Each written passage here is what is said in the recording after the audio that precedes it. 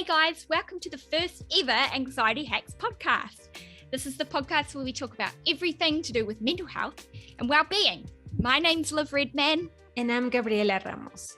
Today we are interviewing Shane Purcell, a mental health support group facilitator working in the Cayman Islands. In this episode, we talk about anxiety, depression, and we get a better understanding of what happens at one of these mental health support groups. We even touch on gut health, the importance of sleep, and eating well.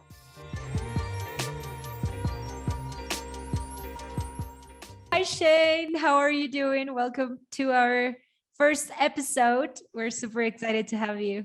Yeah. I'm delighted to be here. Hi, guys. Gabriella and Liv. Nice to meet you. I'm a bit hoarse. I'm just back from the gym, so it can be a bit flaky. That's all right. Looking good. Worries. No worries. You're Anyways, setting an example. Yeah. Sun's out, guns out. Very nice. So, Awesome. mental health. Mm-hmm. What do you do, I'm really- Shane? Where do we start? So I suppose we should kind of a high level approach maybe, but so I just love psychology. First of all, I study a lot of psychology. No, I'm not a clinician. I should actually caveat that, put my disclaimers out. Anything I say is solely benefit of me and my own opinions, and might not necessarily reflect the views and opinions of, say, for example, the Alex Panton Foundation. So I've always loved psychology, how the mind works, how human behavior, how we all interact, how just the chemistry that goes on in your body and your brain, and just psychology in general, like different aspects of it, the good and the bad.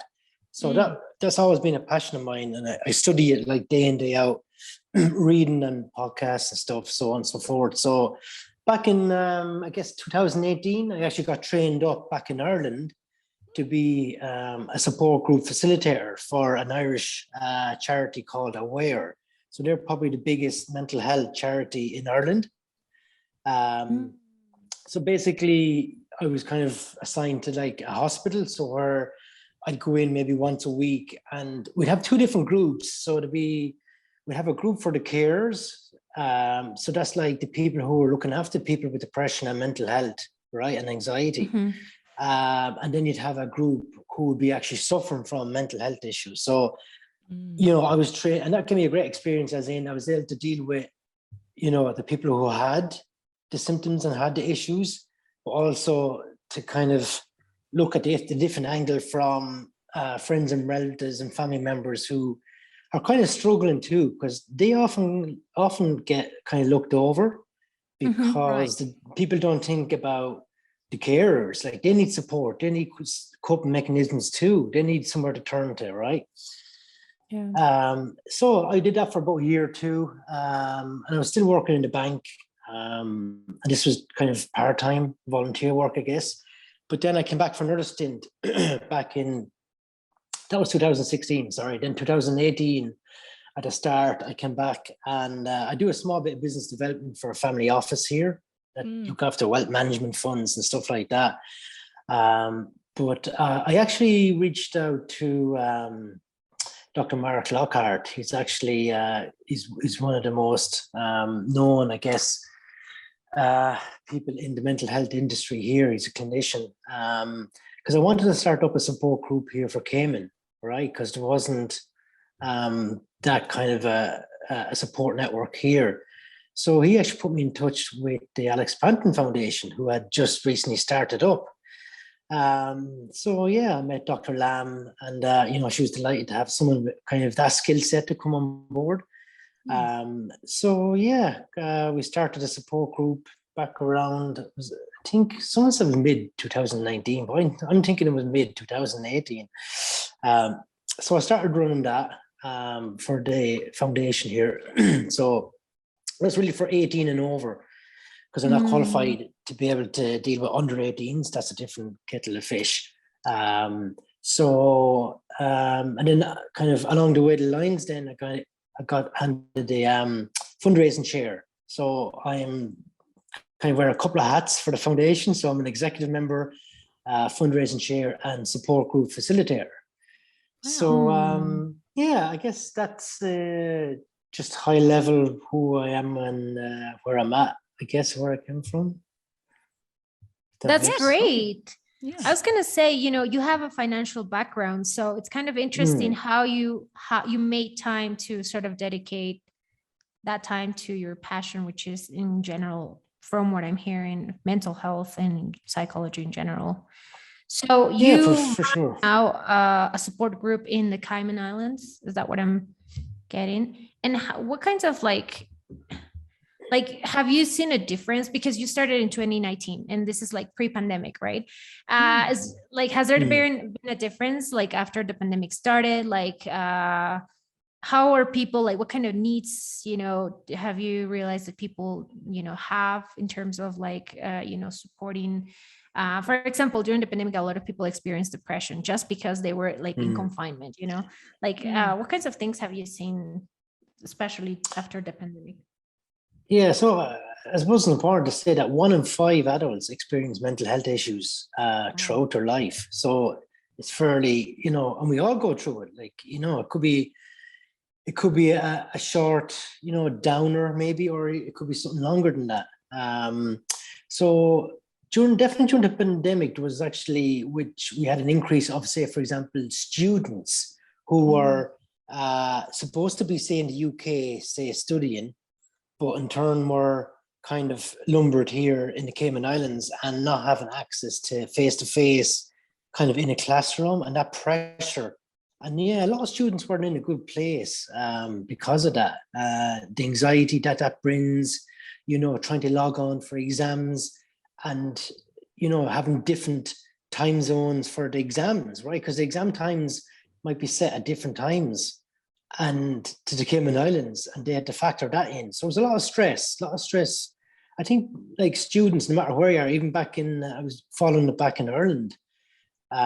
Imagine having to go through COVID and having to do exams as well at the same time. Like, yeah, that sucks. So it's so, yeah. So what other, I mean, definitely we saw an increase. I mean, you can ask some of the clinicians in hospitals, they were inundated with like anxiety, because anxiety is like, it's like almost like the fear of the unknown, right? It's like what's coming next, whereas depression is more of a fear of the past, right? You're upset over something's, but so that's always good to recognize the difference between the two of them. Yeah, that's really interesting, Shane, because I was going to ask in terms of the support group that you run in the Caymans, like what kind of people come to these support groups? What are they about? So basically, I should give you an idea kind of how it works and so on and so forth, but it's open to anyone who has mental health struggles. So for example, that can range from depression to anxiety to bipolar. So it's really just a safe, warm environment for people to come and share their thoughts and their experiences in a non-judgmental environment, right? Where they just don't feel that they're alone. And that's a key thing, I think, with mental health. You feel that, this is just me. You're in this, it's almost like a cloud. You're in anxiety, depression, whichever you have. And sometimes you can have both, right? There's anxiety, depression as well. So there's often a sense of, even guilt. There's a sense of guilt, right? Because, I shouldn't feel like this. There's worse people than me out there in the world. And why am I feeling like this? So it's, so we get them to come in, and I always try to tell them that this is your group, right? I'm merely here to facilitate. So I like the people to come in to make up their own rules as well in the group. So we try to keep everything like confidential, because that's key, right? So we don't share what's going on in the group outside. It's a sense of, once you start to leave after, you get a sense of empowerment, as in most people would pick up kind of coping mechanisms that you've learned. They're like, okay, I didn't know that, or things that other people might have suggested that might help in the day-to-day. And that's what it is. It's kind of just having that support network there, right? So in these groups, do you offer like specific treatments? For example, when it comes to bipolar disease, right? I feel like there's a much more structured sort of like a treatment or therapy Mm. than, for example, people with anxiety. What kind of services more or less do you offer, or kind of like, what specific types of help do you offer? Yeah, so it's important to point out that the support group it's really for people to come in and kind of share their own ideas and coping mechanisms. We don't offer, say, oh, if you've got bipolar, we offer this treatment. We don't, that's not what we do. We're really just, and I should actually go back a bit of background on the foundation. So the foundation was created, as I said, in 2018. Unfortunately, Alex Panton, he actually succumbed to severe depression at the age of 16 back in 2010. So unfortunately, he took his life. So then his friends and family got together and created the Alex Panton Foundation, just to give those who are suffering kind of advocacy, awareness, and support to try and deal with. And this goes for, our mission is towards kind of teenagers and young adolescents, because Alex was around that age when he passed away. It was like 16. So, wow. Yeah, so it was very tough on his friends and family. But I mean, this sparked this great foundation and this great, I guess, got people more talking. I mean, it's the stigma as well that we're trying to fight, because no matter where you are, right? You guys probably have the same in your countries. It's everywhere. Yeah. And definitely amongst like, young people like myself, like I couldn't name a close friend of mine who hasn't expressed that they've been somewhere mentally challenging for a time, And I was just wondering, because, having a support group about this sort of stuff is so interesting. I've never, I battle with my own mental health issues. I've never been to a support group. I think it would be cool if something like that was offered here. I'm sure it was if I really looked hard enough. But I think what would make me anxious about support groups is I wouldn't know what happens. Like, what's the process? Do you have to get up and share your story? Like, what happens to these people? That's the good part. As in, there's no onus on anybody to take part. That's the good. That's why I often say that. As in, first of all, I tell them that just come in, get a feel for the forum. So basically, we just get a few chairs and just sit around, and it's very kind of casual. We just exchange names if you want. Oh, hey, I'm Shane. But it's important to give people time. And if they want to open up and talk how their week was, or if there's something bothering them, then we do. But there's no pressure. There's absolutely no pressure. It's only as well, we only lasted for like an hour and a half. So, because, any longer than that, and it would kind of cause people a bit anxiety in itself, that you're hanging on for any longer. So it's really, and we do have, like, say, for example, a form that you fill out where it's like a confidentiality agreement, and we've no guarantee by the law that people can't share information, but it's a nice comfort to try allow people to come and say, look, we have these forms where people try and commit to keeping everything confidentiality and kind of in-house. And we're very big as well on kind of clinical oversight and governance. So we get everybody like to fill in next of kin contact details. That's just because, God forbid, that was to happen to you while you're in the support group. We have someone to call, right, as a backup if something happened. So that's important. So we do put a lot of safeguards. We are really, really big on safeguarding. And anything we do in the foundation, even any of our programs that we create, they're all data driven. And we actually have a clinical and education committee as well. And we've grown so much over the last couple of years. We probably have can't remember last count, 5 to 7 clinicians now. And we're all volunteers. So I'm a volunteer. We've only got one full-time coordinator. She's like the admin coordinator. So she's full-time, that looks after emails and so on and so forth. Yeah.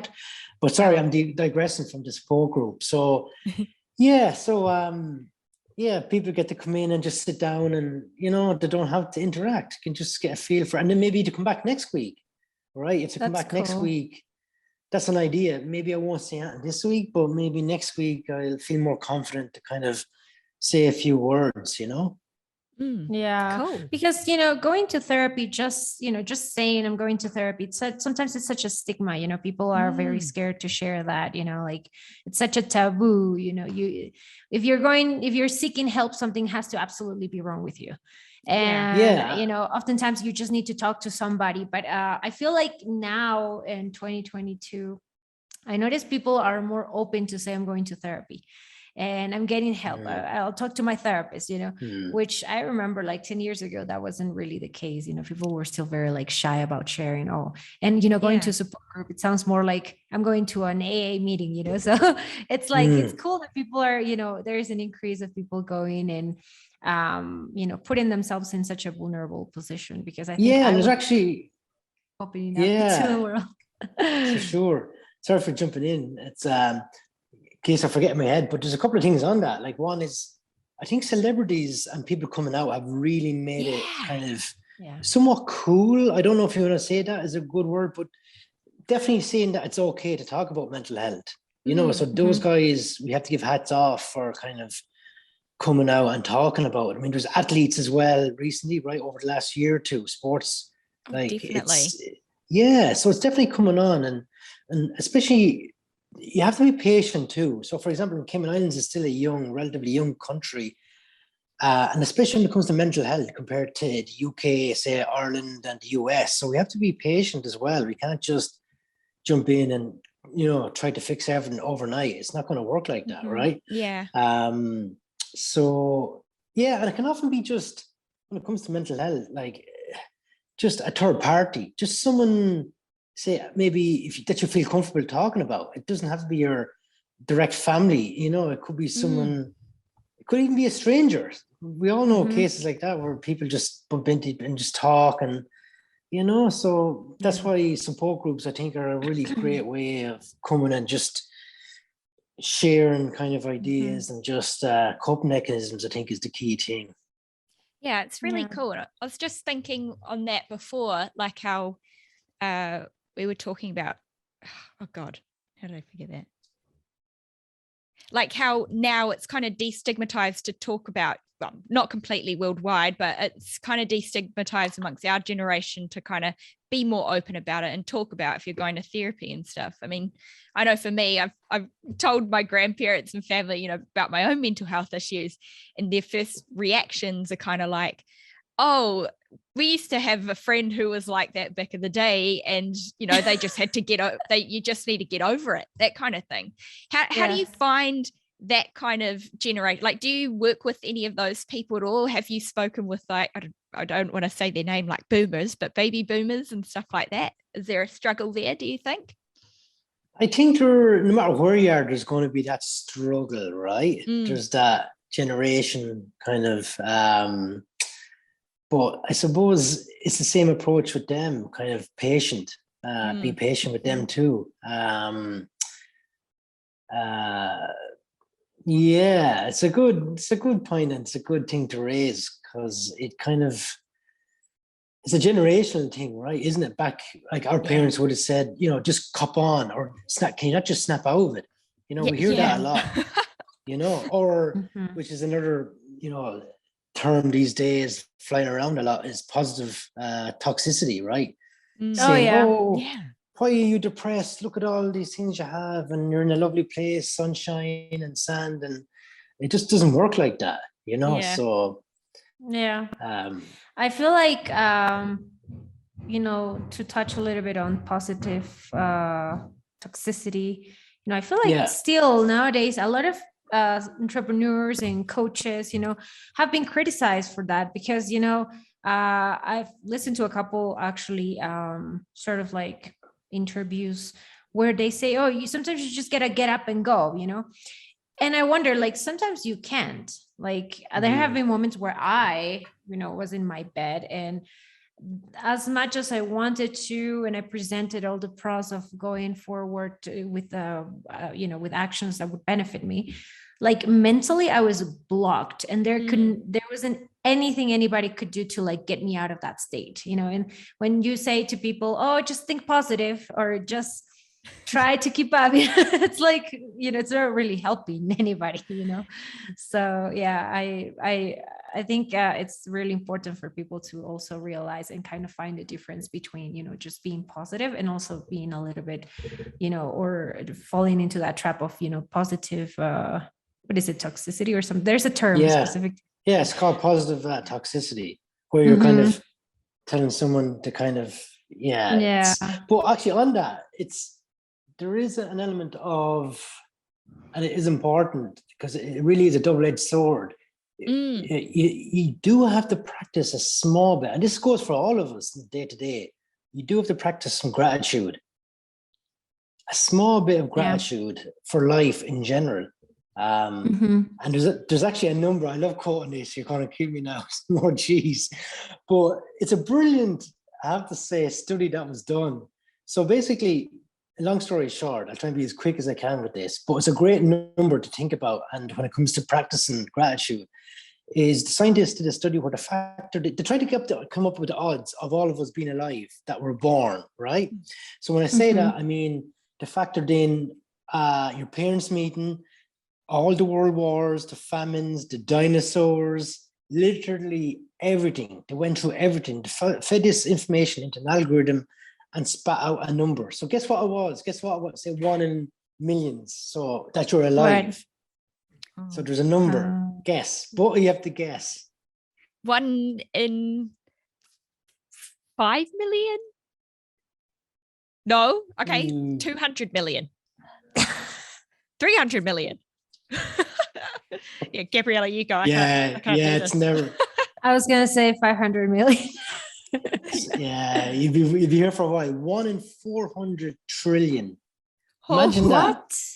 Yeah, so I know it sounds a bit corny, or I don't know what's the word I want to look at it, but it's still a pretty darn statistic or number that if you throw out there that and this was a real study. 1 in 400 trillion that we're all alive. So it is an element of kind of practicing a small bit of gratitude. Just lucky to be alive, right? Lucky to be having our health, right? Yeah. It's an interesting fact there, because I think, or for me, in depression sometimes, not now, but there definitely is times where you're thinking, oh my God, why did I have to be born? Why did I, those kinds of questions. And then you think about that and it's like, you have to be so grateful to be alive, really. 1 in a trillion, million trillion. I didn't. Yeah, the number is a little shocking for me. I know. I did see an Instagram post where there were like 100 fishies, right? And it was like, that one fighting for its life, that's you, and that you made it, and I was like, great. I feel better. Thank you. Really, I was the strongest one.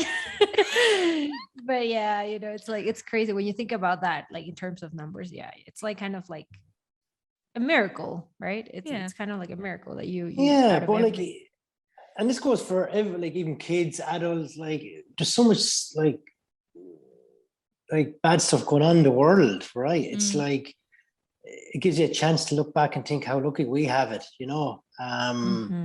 like the stuff that's going on in Ukraine at the moment, even during COVID, there was, I don't know if you guys saw that picture, but there was one on social media. It was like this old guy who was like looking in the window of a house at his wife, and she was dying in the bed. So that was like, wow. Not to bring the conversation down, but that was pretty hard. Yeah. So little things like that. I mean, it's just important just to understand how important life is. Yeah, it's interesting that you say that, because me, for example, coming from from Latin America, right? I grew up here and then I left, and I've been in the US, for over 10 plus years. And last time that I came, I remember I had sort of like an epiphany, because at the moment I was struggling in the US. I wasn't sure what I wanted to do anymore. I was working, I was doing everything that I was supposed to do, and I was not happy. And I was complaining. Next thing you know, I'm coming back to Peru. And it's a third world country, you will see poverty, and it's the type of poverty that you don't even see in the US, you know. Like in the US, it's impossible to see a child with no shoes in the streets, but here in Peru, you will see that. So the moment that I saw that transition, right, I was like, holy cow, I am like, you know, complaining about things that can be solved, that I can figure my way out, you know, but there are people on the other side of the spectrum going through like so much, you know, it's like a life that you can't even imagine dealing with. Like if you were to be put in that position, what would you do? You know, how would you deal with that? You know, so it's like, for me, it was a very eye-opening and also a lesson itself, because I learned that sometimes complaining, you know, kind of blinds you, because you're just, you know, thinking about you and like what kinds of things you are experiencing. But if you put yourself into a, you know, perspective compared to other people, I don't like to compare myself, but sometimes it helps, you know, to realize that you're so lucky. If you have a roof, if you have food, water, shoes, you know, you're good. Like you're you know, you're in a very good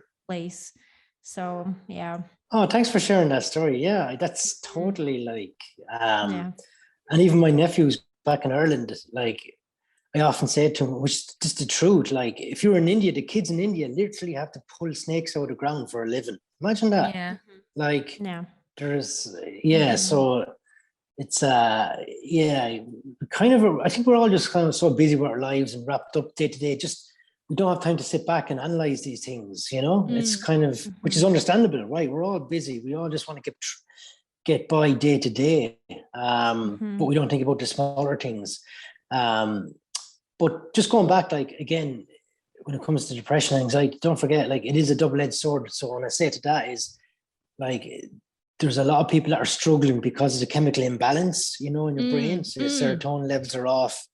So it's no matter what you say, you know, what you do, like people like that kind of really need the support and say medication just to get them through day by day. So you can't tell them about the nice things in life and rainbows and butterflies. So it kind of doesn't work like that. So a lot of the time it's really case by case. And I'm sure that's how clinicians work, right?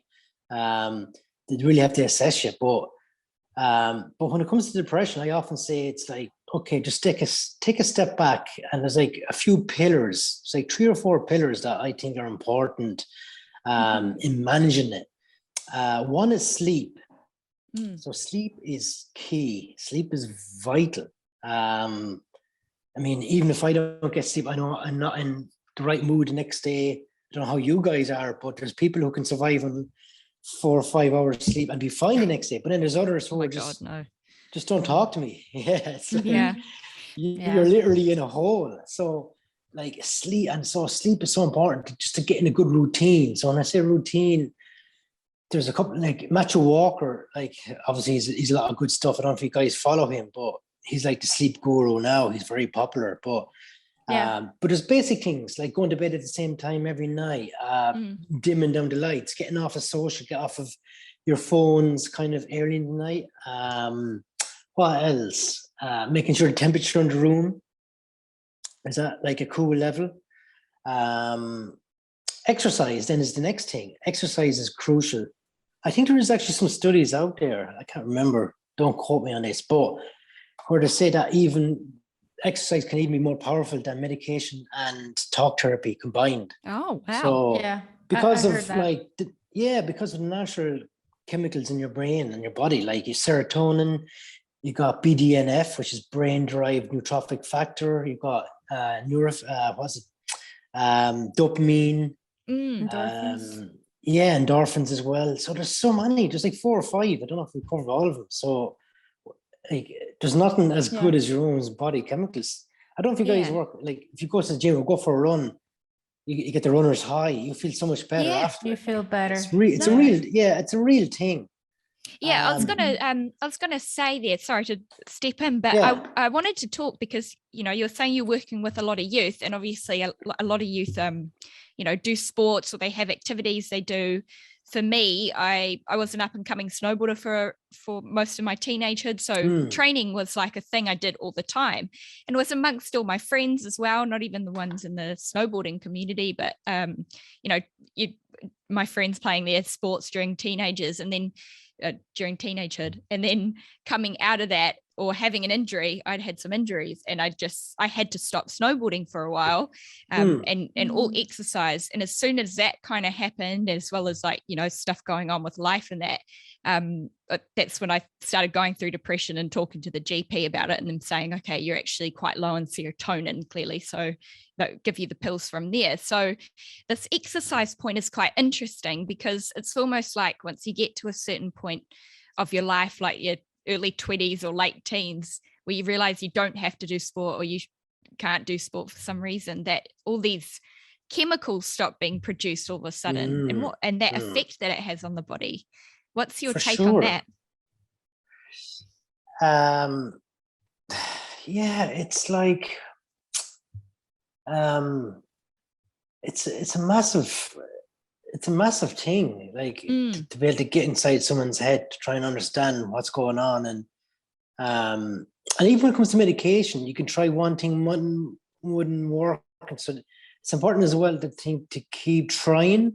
Same as if you're going to see a therapist, you have to pick the right therapist to make sure that you got the right rapport with that therapist. So the same then with, say, medication, as in, keep playing around to find that one that kind of works for you. Does that kind of answer the question? I wasn't sure what the question kind of... Yeah, sorry. I was kind of just rambling on talking about, about athletes and stuff. So, but like amongst the youth that come to your support groups and things, do you find that a lot of them, are they doing sports? If they talk about it, do you find a lot of athletes come to you or come to these support groups? Probably not. I mean, there's a couple of people that come would probably maybe take part in, say, going to the gym or a small bit of exercise. But I would try and encourage, because like it's out there, so it's not just me saying it, but there are studies out there how exercise can be so beneficial for your mental health. But as well as that, there's also some other spin-offs from the exercise, as in, one is accomplishment, that you got to the gym, you did X amount of things, reps or whatever it is, or you ran for so long. So it gives you a sense of empowerment as well, which is key when it comes to kind of being depressed, that you've actually done something, you've fulfilled something. And as well as that, I think, having exercise kind of motivation helps with motivation. It helps with setting targets, and these all help if you're in a kind of a bit of a downer. That all these little things help, So the other thing I want to talk about was actually diet. Oh, okay. But just how important diet is for mental health, and actually looking after your gut is another, because a lot of people don't realize, but the majority, like 80% of your serotonin in your brain is actually created in your gut. So we need to respect our guts more. Like, say, for example, artificial sweeteners like sorbitol, maltol, xylitol, all of those things are really bad for your gut.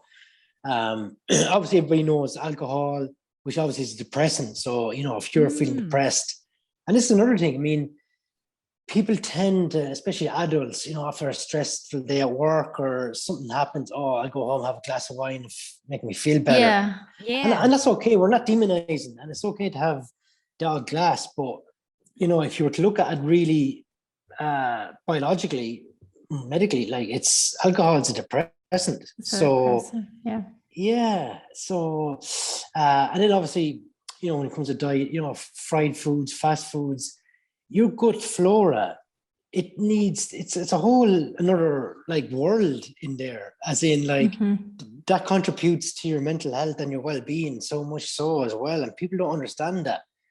It's like the old saying, you are what you eat. So so it's important to try and get as much fresh fruit and veg. Fats as well are really important. But just the basics, like, a lot of this can be basic, It's funny that you say that because when I was in college, I was going through this, like I mentioned to Liv, I was at some point in college, I was going through major depression. And along with that, I started experiencing other like physical illnesses and even acne, like extreme acne, like the polycystic ones, like the ones that you can't get rid of. Yeah. And my dermatologist told me, are you taking care of your gut? And I was like, what does that have to do with anything? Amazing. She gave me like vitamins. She gave me a lot of things like just for my gut, for my stomach. And I kid you not only did I start feeling better, but actually my skin cleared up. That people thought at work, because I was partially working, that I was getting facials left and right. And I was like, I'm just taking care of my gut. And people didn't believe it, and it's funny that you say that because I remember feeling much better. And also physically, I was getting, healthier just by taking like probiotics, prebiotics, like all kinds of things that I was, given by my doctor. So it's actually funny. It's key. Yeah, that's funny you touched on it. Yeah, thanks for sharing your story. Yeah, that's amazing. Yeah, well, the serotonin in your gut. Yeah. So and then drinking plenty of water. Sorry, go ahead, Liv. Sorry, no, that's an important one. Drinking water, right? I know. Especially when we are. Yeah. So, what? It's a mental health sort of guru that you are. Have you got a particular diet that you stick to help your mental health, to help your gut? Yeah, for sure. I mean, I take. Share your tips, Shane. Yeah, share your tips. Spill the tea. Spill the beans. I think like everybody, we all should take a probiotic. You know what I mean? There's look at it's for some people it might see more benefits than others, but look at there's no harm in taking a probiotic every day. There's really no harm. Again, I'm not a doctor, so check that out. But it's all studied, been researched. I also take prebiotic fiber. So that's so basically prebiotics is like the feed or the food that actually feeds the probiotics in your gut. So it's important to look at that as well. But you can take prebiotics that can come in the form of like nuts and seeds and vegetables and stuff as well. You don't necessarily have to get a supplement for that. So that's why nuts, seeds, legumes, fresh fruit, leafy veg, all of that is so important for feeding your gut microbiome, right? What else? Trying to think. Definitely plenty of water. Trying to think what else. Oh yeah, I do a lot of intermittent fasting, which helps. Oh wow. Yeah. There's a lot of study behind that as well, research, because it gives your body a chance to do what your body is supposed to be doing, right? As hunter-gatherers, we, went out and hunted for our meals first thing in the morning or whatever. Like we wouldn't get up and have breakfast straight away. So in essence, as human beings, we're supposed to be, fasting for that amount of time, right? And then, so yeah, I find it really good, as well as more energy. It's supposed to like kind of autophagy, which is like your body's basically breaking down its own old cells, creating new cells, this kind of stuff. So again, there's a lot of research behind that. So I'm just a little bit curious, regarding, sorry to interrupt, fasting, because what is, I feel like there's a fine line between not eating and fasting. Because people usually, I remember growing up and people telling me like, oh, breakfast is the most important meal of the day. You can't be, you have to eat your 3 meals a day and like make sure that you're always like in between snacking a little bit. But then I started reading on fasting and I was like, well, how do these two coexist? I feel like there's a fine line. Like, do we like, I've never fasted obviously, but like, do you do it in like specific times of the year, or do you do it often? Like, how does that work? Every day, literally 7 days a week. So basically, I've got some days I'm down to maybe, I could even have just an eating window of like maybe 3 hours, 3 or 4 hours where I eat. But you have to be careful because you can't like within those hours, like consume loads and then you're stuffing yourself. So that's not a good approach. But basically the standard approach is, I think, 16, 17 hours. So basically you stop eating, say at 7 p.m. at night and then start eating again at 11 a.m. the next day. Now you can vary that around, but the key thing is to get at least 16 or 17 hours in. And in between that time, you can drink water. I drink lots of water to keep hydrated. And it's you can have little things, but like I think you're not supposed to go over like 35 calories or something, because then you'd be knocked out of your fasting. So I don't know if that answered your question. That was the window. I do it every day. But I tell you who's really good has been really for longevity as well. Like it's key because I don't know if you guys follow David Sinclair. He's like a Harvard professor. Yeah, you guys should look him up. He's really. I think I have. Yeah. Yeah, he's done a lot of research and he's got like tons of books on this for longevity. And he just does like a nomad diet, which is like one meal a day. Now I couldn't do that, but. Well, I'm close to it. I only meet me 2 or 3, but in a short kind of period. So that's something to look at.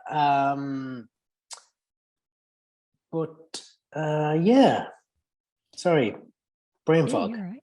But so how does your body react to this? Eating for only 3 hours or 4 hours a day. Yeah. So that's important. I'm glad you brought that up there because I'm not a doctor or a clinician, but that's why I think for females and women, you got to be careful because it can mess up with your hormones, right? If you're intermittent fasting. So that's something if you're a female, you have to look into. But definitely for guys, it's a lot more safer. And so basically for me, I find it perfect. Like I actually inadvertently kind of fell into it because I was getting up in the morning and kind of getting to the gym. So I don't like having something in my stomach when I'm going to the gym. So, or if I was busy and doing things. So it suits me. Whereas I know people who know I just have to eat first thing in the morning. I can't survive, Yeah. But a lot of that could be in our heads, don't forget. Yeah, I was going to say that. I feel like a lot of times whatever you tell your body can trick it. Like if you tell your body, I'm fine, you're fine, you can keep going.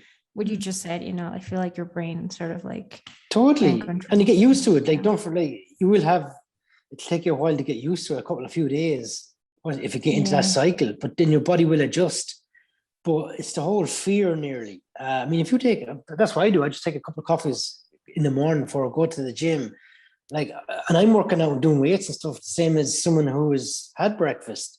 Yeah, but then people will say to me, no, that's not really, there's plenty of people like me doing it. So it's not that big a thing, but like, I think back to it, it is important to, sorry, just the battery there. Because we're really, as human beings, snacking too much. That's really what I've learned and studied. We're always reaching for, we're not giving our bodies a break, a chance, to kind of do. I'm guilty of that. Yeah, me too, definitely. I snack so much. The other day I looked at my pantry and I'm like, holy cow. And what I did, I started replacing here and there things that with like nuts, like with fruit, things like that, because I can be guilty of that. Over snacking.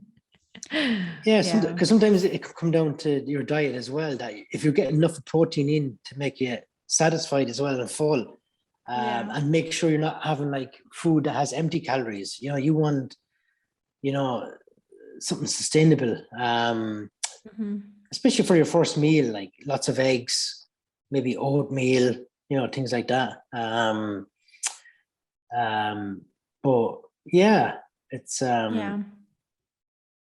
I'm curious, not to change the topic or anything. This is a little bit slightly different from what we're discussing, but I keep thinking about this question. You obviously, you come from a financial background, you build your career and then sort of started, these projects that you're working on. Do you think that in the workforce, more companies should have group therapy, like, because I keep thinking of when I was working back in the States, and there were a lot of times where we were all like in the coffee place that we had downstairs, and we're like, I'm so burned out, and it could help to just sit down and talk. And companies will organize these happy hours and stuff like that, but I feel like I wonder if it would be better to actually do what you're doing, host group therapy sessions where people can actually share their feelings and what they're going through, because I feel like stress in the workplace is like, oh my God, it's horrible. It's huge. And it leads to major depression to the point where it actually ruins it for you. You might be passionate about a specific industry or your job or your position, and then the stress and the demands of it kind of kill it, kill the vibe. Yeah, so I was wondering if you think there should be more of that. Well, here's the thing. So there's pros and cons to that. Okay. Are people, employees in a workplace, going to share all their issues in a group, where if they go to a group, then, they might have a different, the relationship in the working team might be different then because they shared some things that they're going through. So, yeah, you got to be careful. Sometimes it's not... I do agree that I mean, you can also have like coffee breaks or just a break. You don't have to put a term on it. Just say, hey guys, let's all just head down, have a chat and shoot the breeze. And, like definitely implementing more breaks in the workday would be better, I think. Should there be mental health days, like sick days? Or no? Oh yeah. Like, there's tons I can talk about this. So one is, and just going back to your original point, like emotional intelligence and EQ is becoming a massive thing. I know it's a bit of a buzzword now at the moment, but like top 500 Fortune companies now are pushing their senior management in to get trained up in emotional intelligence, like actually going to do EQ courses. There's going to be a time where EQ is more important than IQ, because you can have all the degrees coming out of your ears, but if you can't talk to someone or understand where someone's come from or have emotional intelligence in a job, like there's even research, because I've looked into this, there's even research to say monetary wise, if you got higher, say, emotional intelligence than someone else who doesn't, you'll actually make 70,000 more in a salary. That's actually being researched. Yeah. So emotional intelligence is like such an important thing, as well as that it helps with productivity. So if you've got a boss in work that is caring and looks after and comes in the morning and say, hey, Liv, how was your day yesterday? How was last night? Yeah. And, has a passion, has an interest in your life. You know what I mean? That you're not just another number. And that's the thing. Like most companies, you're just a number. So they need to get out of the whole, everybody's a number thing, like, and just having more empathy. Empathy is the key word here, right? So definitely having more breaks. I know there's certain companies here in Cayman have, I think, mental health days that they can take as like a holiday. If they're not feeling good, they don't have to come in. What else? There's another thing actually I might push on, is a good idea, but I'm thinking of trying to do this here, is for every physical first aider, right, there is in a company, we need to match that with a mental health first aider. Oh, okay. Yeah. Okay. So there's another approach. So there's lots of ways around this. But yeah, back again to stress. Look, stress in workplaces is just through the roof. It's always been. I don't know if it's going to change. But again, that comes back to your gut. As in, stress is probably the biggest killer on your gut as well. It just destroys your gut flora. So stress, you need to cut that off. Yeah. It's easier said than done, I know. But I think after COVID has really kind of got people to take a sit back, analyze their life and just reassess, is what I'm doing the right thing for me? I mean, you've lots of people then just took their finances, say, for example, in their own hands and started trading and making lots of money. Yeah. And that was a once-off. I mean, the stock markets were good over that period of time, but it'll just give you an example of people are kind of thinking outside the box now, and maybe, this 9 to 5 thing isn't really where we're going, working to live.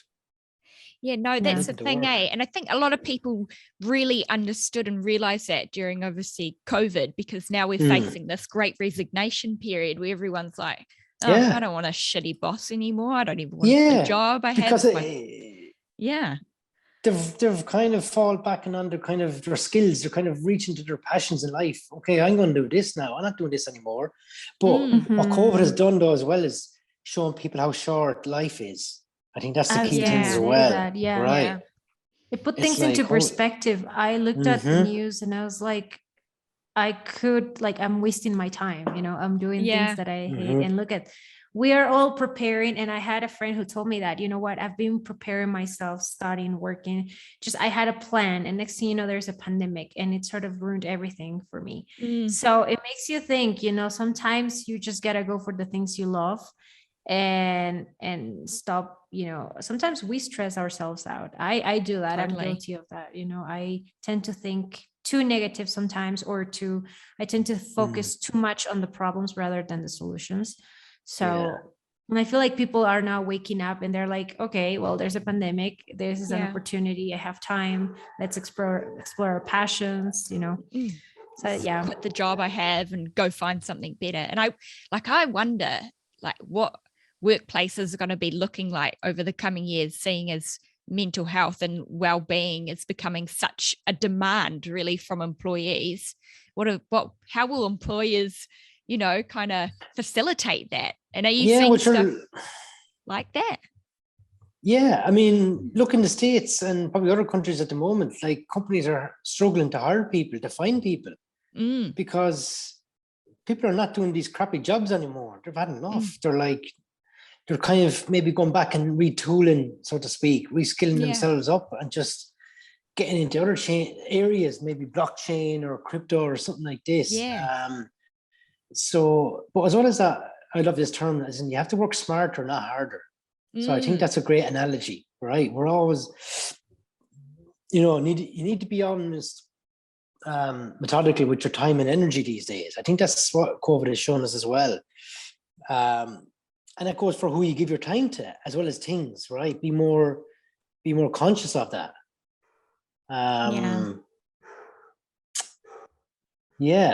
Sorry, gone off track again.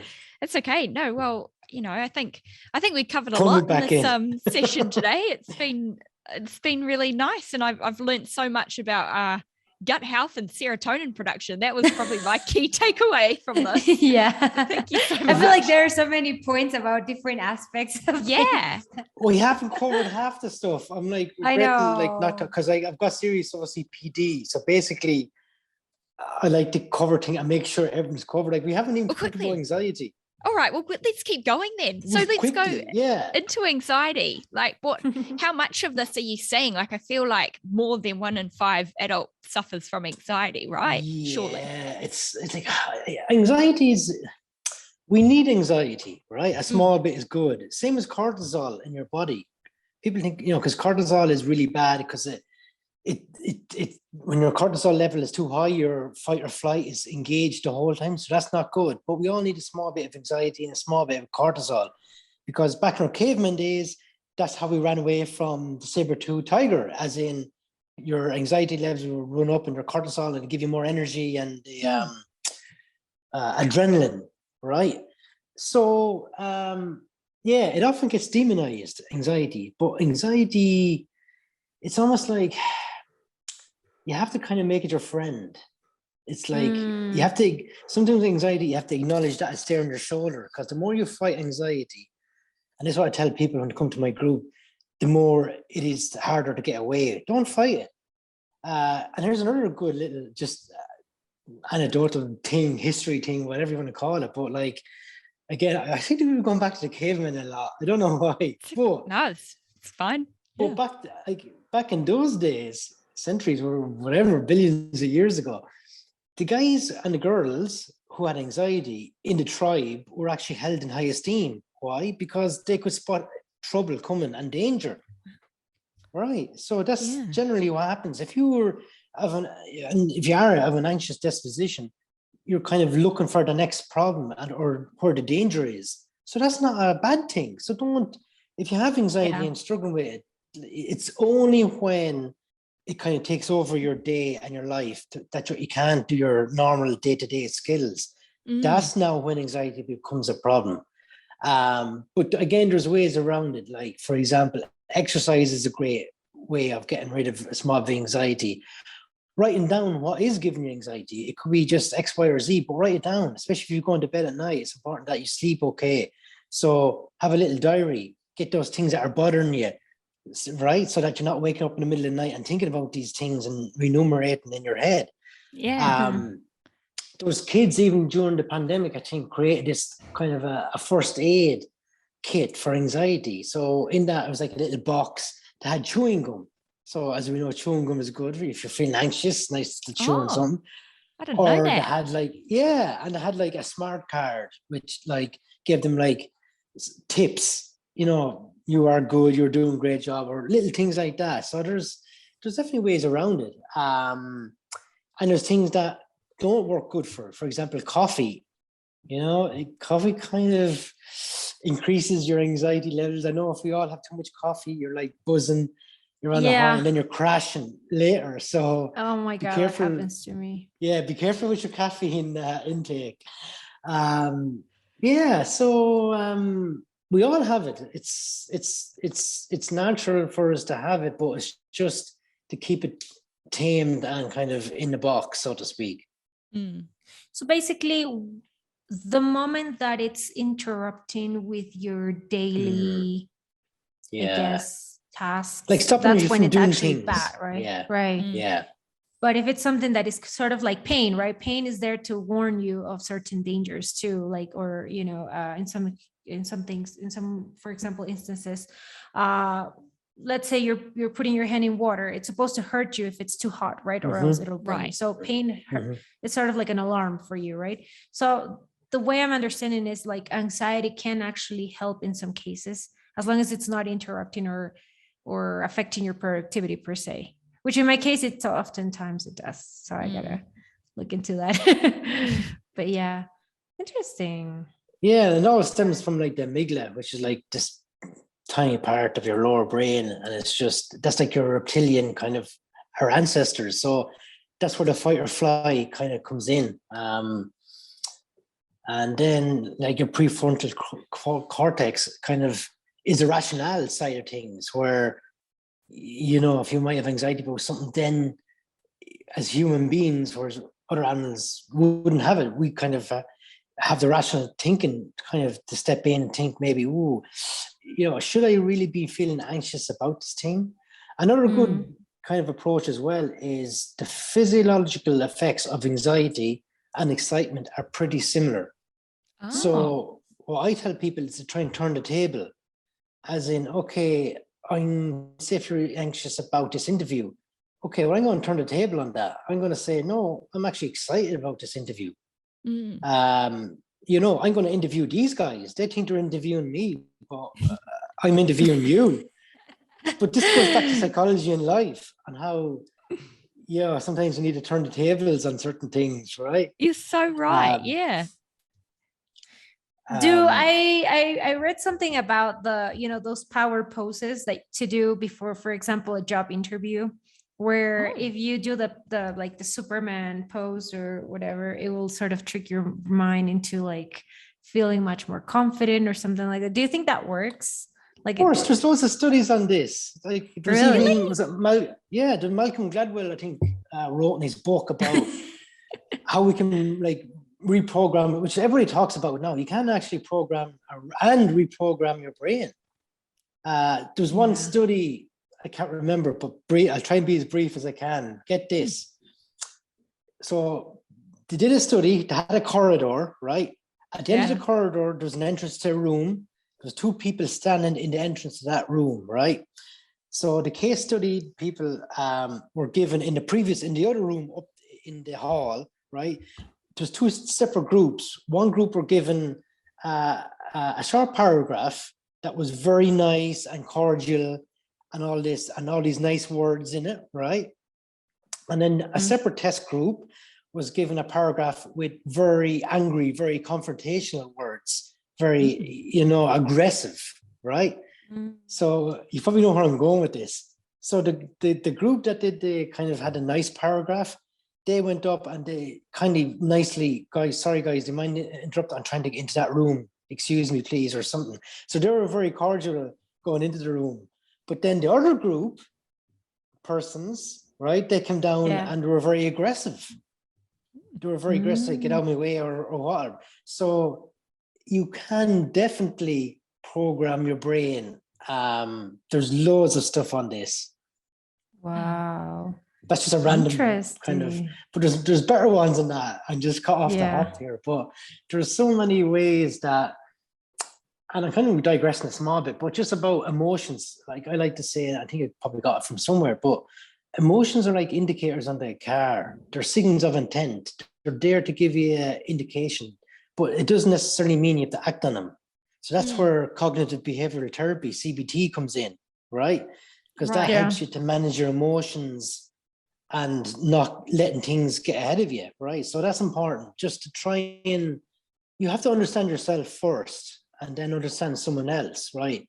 It's like in life, if someone says something to you and you get offended and you get all upset, well, that's your fault on how you internalize it and accept it. Exactly. Like, and don't forget, that person could have their own issues going on in life. You have no idea what's going on behind someone's mask, and underneath on their day to day. That's that's an important thing to remember. So it's so true. It is. And it makes you more empathetic too.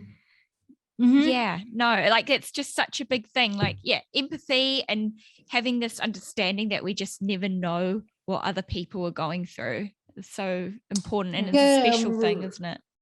Yeah, we don't have enough time. I know I'm kind of digressing a small bit, but like a big thing these days as well, after COVID as well, but is interconnection in communities and how good that is for longevity and how we're missing that, because we're tribal in nature. So when it comes to depression, anxiety, we're all feeling isolated. Like, you got all these friends and tech, but like, are they really your friends? Like it's all BS. So it's important to kind of get back to that sense of community. And I'm a great guy for these studies and examples, but this is a brilliant one. It was called the Rossetto effect. I can't remember which book it was in, but this is a real study going back, I think it was in 1950s or as early as that. I can't remember, but long story short, there was this village in Italy called Rossetto, right? So a couple of people in that village moved over to Pennsylvania in the States, right, to set up a new village. So gradually, as the years went on, the rest of the community came over and went on, and years and years went on, and so on and so forth. So eventually, doctors and stuff in the area and the surrounding areas, there was nobody kind of having like obesity issues or like serious diseases, and they couldn't figure it out. So they enlisted help with I think it was the University of Oklahoma students, and everybody did studies. So basically, they did all sorts of things. Was it their diet? They checked that. Was it their day-to-day stuff? What are they doing? Are they taking stuff? They literally checked everything and compared it to the village next door. They went there and see what they were doing. So they couldn't figure it out, but eventually they did. It was connection. They had civil events to have, like going to your neighbor and being connected to your neighbor. They had like church things going on in the church every now and again, but it was just connection. And I don't know if you guys have seen the documentary, Tamar Sullivan and his wife and the rest of the crew. It's called The Great Disconnect. He did a really good documentary on that, on how we're all disconnected, but like that's a real thing. And back again to longevity, it's been studied and it's been shown, the statistics are out there that they reckon the number one, number two items on that list for longevity is close contacts, like having someone close to you. That's like the number one. Imagine that, the number one trait or item that you need to have on a list for longevity and to prolong your life. And, for oxytocin, all those good chemicals that is created by a close network. And number two then is having a close network of people, say your friends, family, so on and so forth. And then obviously things against it is alcohol, say, and smoking, which is, further down, which impacts. So that just gives you an idea of the importance of connection and bonds and so on and so forth. And the last thing I'd say on that is back to stress and how bad stress is for us. Stress is as bad as chain smoking 40 cigarettes a day. No. Oh my God. How much stress though? How much stress equates to that? Like, yeah, how can we measure? How can you measure? I don't know. I'm sure there's ways of measuring it. But like, imagine that. Because if you think about it, if you're constantly stressed, stress was only designed in our bodies to, as again, that fight or flight, right? Run away from that tiger or something. But if you're constantly engaged, and this is unfortunately where we are now, and when it comes to depression and anxiety, we're constantly being triggered by social media things and stuff that we're seeing. And, the keeping up with the Joneses, that's going on everywhere, right? It's like, am I worth it? Do I look good? Do I, is my life, it's all BS. Can I even swear on this? I'd love to swear. I'm Irish. We're allowed to curse. Go for it. I don't mind. I don't think anyone will. I don't mind. I swear all the time. Me too. I've been very tame at the moment. So am I. I can't believe I haven't said one bad word. Right? Sometimes I'll be like, and then I stop myself. Yeah. Well, it's a stress release, isn't it? Like actually saying that word that we want to say to express ourselves can actually release that stress, can't it? So maybe we should be. Express ourselves. So sorry guys, I'm keeping an eye on my battery. I'm at 4% on my phone. So in case that's all right. In case you lose me. But stress. No, I'm serious when it comes to like all of our lives. If you're to say, Shane, well, what's one thing we all should kind of work on for everything? And this goes for mental health and affects everything. It's stress. So it can be financial stress. Don't forget, financial stress leads to anxiety and depression too, right? Diet, like obesity. It's just, there's so many factors that just, like I always say, like every problem's in like a spider web. There's things coming out of it that is having ramifications or pros or cons. So you kind of have to take a holistic view to everything. Especially medicine, that's for another day. But like, I think, what's the word? I'm lost. Help me out here. Brain fog. Part 2. I can't really think. But functional medicine. Right. Functional medicine is the kind of way to go. But anyway, that's kind of neither here nor there. You can cut that out. That's just nonsense. But I'm a big believer in functional medicine, as in doctors and clinicians need to take a more functional approach, not just take this, okay, next patient. No, you need to take the time to think, okay, well, what's going on in your life, Liv? What are you doing? What else is going on? And, that kind of thing. But anyway, that's kind of, of course. Thank you for sharing that. Yeah, thank you. Yeah, no worries. I feel for a moment, when you were talking about functional medicine, it sort of reminded me of like when there's such a difference between going to see my doctors in the US versus here in Peru. I oftentimes in the US feel rushed. And I was telling that to my sister the other day. Like they'll come and like, oh, results are fine. How are you feeling? Like, and they don't listen to you. They're like, and I go like, but like something's been bugging me. Like, oh, that should be fine. Like maybe if it take this and if it continues, come back. Yeah. But here in Peru, for some reason, you would think it's better, right? In the US, like the service. But here they take their time. They look at, not every doctor, but like the doctors that I usually go to, they'll like ask you about everything from what you're eating to what you're doing and how you're feeling, and like somehow find a connection of what could be affecting you phically. And a lot of times it really helps me identify little factors that could really be, triggering some type of allergy or doing something to me physically. So I love that you mentioned that. Yeah, I am too. I love that you mentioned that too, because I think times are changing as well. Like doctors are, well, I don't know about you guys, but definitely in New Zealand, there's been a bit more said about needing to take a little bit of a holistic approach, actually asking all the questions, because it wasn't, I've had some issues, like gynecological issues for ages that I just couldn't solve with the doctors for like 5 years. But as soon as I saw a counselor, she picked up what the issue was straight away, and we went from there. But it's just amazing how actually asking about more into what's going on to someone's life can actually help you understand what's going on with them physically. 100%. Yeah. It's amazing. Yeah.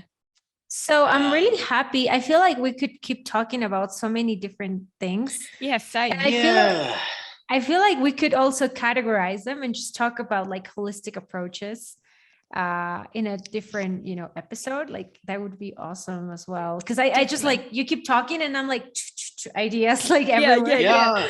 It's so right. Cause like, I've got to mention like the most basic thing I often tell people that we can do, and it's out there, is just to take more time for people, as in, just to stop, and not just because we're all just, oh, hey, how are you? But no, actually taking the time to stop, to take, live well. Gabrielle, how are you feeling today? No, how are you? That happened to me there going back a while ago. I was in the supermarket and a girl I know, and I just said hello to her. She said, no, how are you? But I could tell something was up. So I just said it again, no, really, how are you? And then she just started crying. Oh my God. I was there talking to her for half an hour. So it's the simplest of things with this mental health, it's just taking the time out and just slowing down. Yeah, I love that. I feel like as humans, we are naturally very empathetic, we'll pick up on certain things and we can tell when something's off, if you're tired or if something's bugging you, like we can tell, like if we actually look close enough, we can tell, you can ignore it. You can decide to just move past that and continue the conversation. But I feel like we can tell how people are feeling, and we feel like sometimes I'll see people, I'll meet friends that I naturally want to keep asking, like, what's wrong? Can I help you? And I just love how when you were talking about connections, I keep thinking about like how we are naturally able to sense other people's emotions and also connect at a deeper, I don't know, call it a spiritual or whatever, but we can. Intuition, yeah. And actually on that, there was some time ago, my friends are killing me. I'm always getting onto them about this, but there's a phrase I kind of call it the Jason Bourne effect. I don't know if you guys have seen that movie. Yeah, I have. No. Do you remember Jason Bourne? Matt Damon. Oh yeah. Do you remember the first one? There was a scene where, this is a great analogy, I'm going to call it, where, and this plays on emotional intelligence. But anyway, where he goes into the diner and he's able to assess how each guy can handle himself. He's like, that guy can look after, you remember that part? Yeah. So some people have that, as in emotionally, as in you can walk into a room and sense, okay, you're not well. I know something's going on with you. You're not yourself. And some people have that. I call it, the Jason Bourne effect. As in, you can pick up. It's a nice name.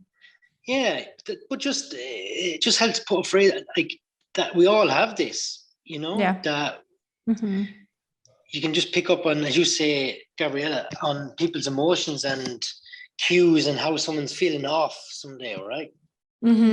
Even expressions, like even if you don't know that person that well, it's like certain expressions like that happens to me. I look at somebody and I'm like, I want to ask sometimes, but when you don't know them enough, you don't want to be too, totally. And like body language helps, right? I mean, that's key, Yeah. I love that. Nice. So I just looked at the clock and it's like 1:37 and I'm like, I know, guys. Oh my God, we nearly went on for 2 hours. We're doing well. I know. Anyway, that happens to me all the time. I could keep talking forever, honestly. Yeah, same. That was us the other day, Gabriella. Yeah, I love it. No. But there's so much like on this you could talk about, right? Psychology. Yeah. It's just forever and ever. It's just it's so fascinating though, like how your mind works, and like it's just.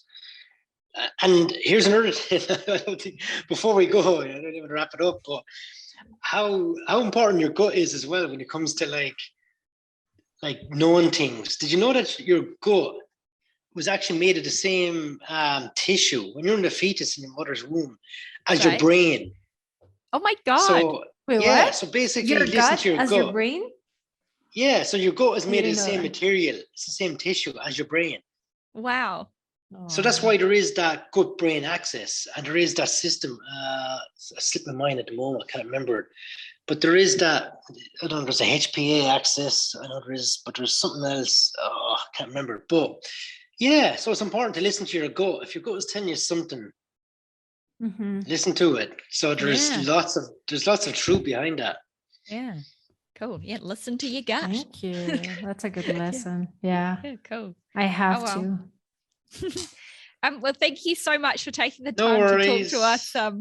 Shane, you guys have been great, awesome. And thanks for sharing your stories. Both of you kind of talked a bit about yourselves and your history and some stories. So really, that was really nice for you guys to open up. So thank you. Yeah, it was nice. Thank you for listening to us. I'm so excited about this podcast because I feel like we're going to come up with so many topics to discuss. Especially like even after this one session talking to you, like you said before, the ding ding ding.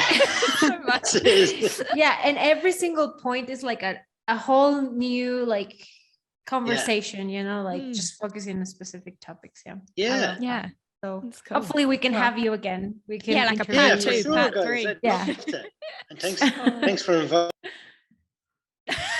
I think his phone died. His phone died. That's his cue. That was his cue.